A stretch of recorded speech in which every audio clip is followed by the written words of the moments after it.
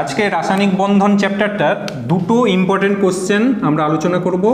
একটা হচ্ছে কঠিন সোডিয়াম ক্লোরাইড তড়িৎ পরিবহন করতে পারে না, কিন্তু গলিত সোডিয়াম ক্লোরাইড NaCl কেন তড়িৎ পরিবহন করতে পারে। ঠিক আছে, এর কারণটা কি না আমরা সকলেই জানি যে কারা তড়িৎ পরিবহন করতে পারবে, যে যারা হচ্ছে আয়নীয় যৌগ তারা তড়িৎ পরিবহন করতে পারবে। কেন আয়নীয় যৌগ পারবে না, আয়নীয় যৌগর মধ্যে মুক্ত আয়নের উপস্থিতি রয়েছে, মুক্ত আয়নই তড়িৎটা পরিবহন করতে পারে।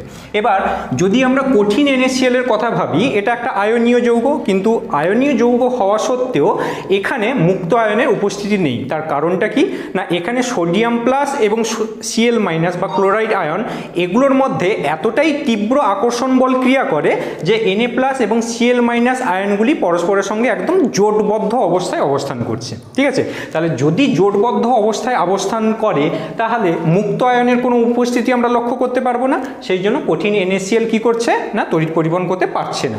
কিন্তু যদি আমরা গলিত NaCl এর কাছে যাই, অর্থাৎ NaCl কে যখন আমরা লিকুইড ফর্মে নিয়ে চলে আসছি, তখন সোডিয়াম প্লাস এবং Cl মাইনাস আয়নগুলির মধ্যে ডিস্টেন্স অনেকটা বেড়ে যাচ্ছে বা দূরত্ব বেড়ে যাচ্ছে, অর্থাৎ তাদের মধ্যে আকর্ষণ বলটাও কিন্তু অনেকটা কমে যাচ্ছে। ঠিক আছে, তো সেই কারণে Na প্লাস এবং Cl মাইনাস আয়নগুলি মুক্তভাবে বিচরণ করতে পারে, অর্থাৎ মুক্ত আয়নের উপস্থিতির জন্য গলিত NaCl কি করতে পারবে তখন না তড়িৎটা পরিবহন করতে পারবে। বোঝা গেল নিশ্চয়ই ফার্স্ট কোশ্চেন। আচ্ছা, সেকেন্ড কোশ্চেনে আসছি যে HCl সমযোজী যৌগ হলেও HCl এর জলীয় দ্রবণ তড়িৎ পরিবহন করতে পারে, ব্যাখ্যা করো। আমরা জানি যে যে সমস্ত যৌগগুলো সমযোজী হয় তাদের মধ্যে কোনোরূপ আমরা মুক্ত আয়নের উপস্থিতি লক্ষ্য করতে পারি না, সেই জন্য সমযোজী যৌগগুলো তড়িৎ পরিবহনে অক্ষম হয়। কিন্তু যদি আমরা HClকে জলের মধ্যে দ্রবীভূত করি তাহলে কি হবে না, এই যে HClটাকে আমরা জলের মধ্যে দ্রবীভূত করলাম, তখন দুটো আয়নের অস্তিত্ব আমরা খুঁজে পাচ্ছি, সেগুলো হচ্ছে H3O প্লাস আয়ন এবং Cl মাইনাস আয়ন।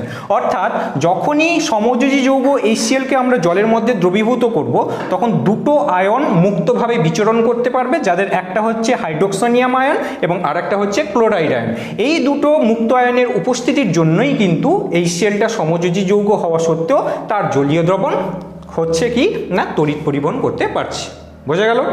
তো এই দুটো কোশ্চেন ভালো করে রাখবে এবারে মাধ্যমিক পরীক্ষার জন্য।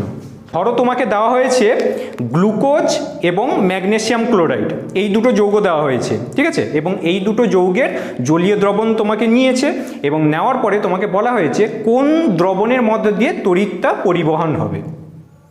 একটা হচ্ছে গ্লুকোজের দ্রবণ আর একটা হচ্ছে ম্যাগনেসিয়াম ক্লোরাইডের দ্রবণ। কোন দ্রবণের মধ্যে দিয়ে তড়িৎ পরিবহন করতে পারবে? জোরে বলো। Magnesium chloride. তার কারণটা কি না, ম্যাগনেসিয়াম ক্লোরাইড হচ্ছে একটা আয়নীয় যৌগ, অর্থাৎ এখানে আমার কি হচ্ছে মুক্ত আয়নের উপস্থিতি রয়েছে।